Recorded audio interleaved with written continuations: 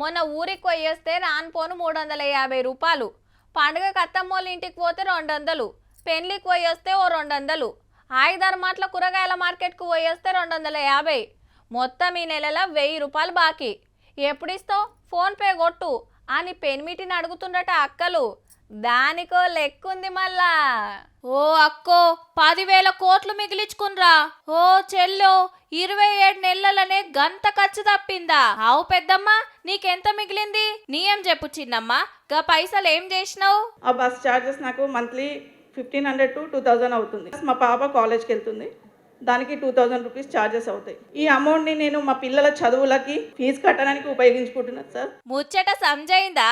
ఆడోళ్లకు free బస్సులు పెట్టినందుకు ఇప్పటిదాకా 10,000 కోట్ల రూపాయల ప్రయాణాలు చేసిండట మనోళ్ళు. ఎవ్వలకేకాన బస్ కిరాయి వడలే.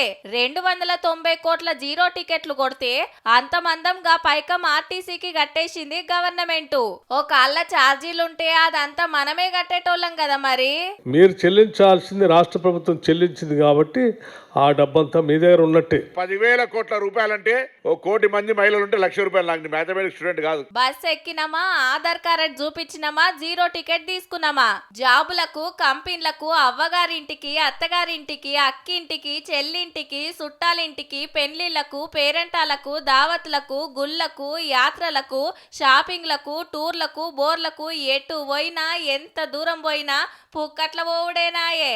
పల్లె వెలుగైనా, ఎక్స్ప్రెస్ అయినా తెలంగాణలో 33 జిల్లాల 7 కెళ్ళి 7కైనా ఏ కన ఖర్చు లేదు.